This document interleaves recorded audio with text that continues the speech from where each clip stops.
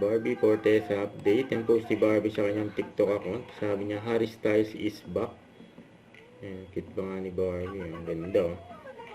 At congrats kay Barbie sa kanyang natanggap na awards. Yan, deserve yan ni Barbie. Yan, masaya si Barbie. Yan, congrats kay Barbie. Most Outstanding Actress in Digital Film.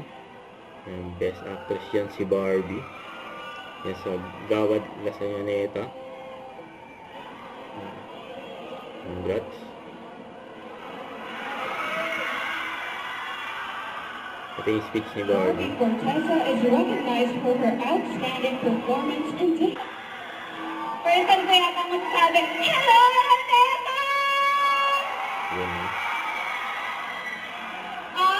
Maraming salamat po sa Gawad Lasanyaneta sa pagkilalang ito at to my fellow winners, hello po sa inyong lahat. Magandang araw po.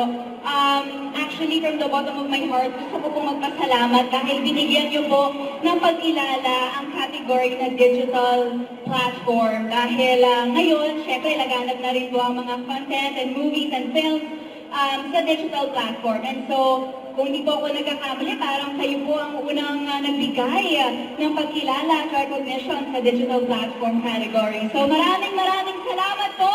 And I share this award with my idol, Miss Eugene Domingo, oh my God. And gusto ko rin po magpasalamat kay Direk Chris Martinez dahil pinagkatiwalaan niyo po akong gampanan ang dalawang karakter na si Gigi at si Gia. Of course, to GMA Network, maraming salamat po sa walang sawang pagsuporta at pag-aalaga sa akin, sa my Sparkle family, sa aking pamilya din, kay Daddy, kay Mama, kay Ate, kay Lucian at kay Benedict. Thank you so much sa inyong walang sawang suporta at pagmamahal. And again, walang bida kung walang Kontrabida.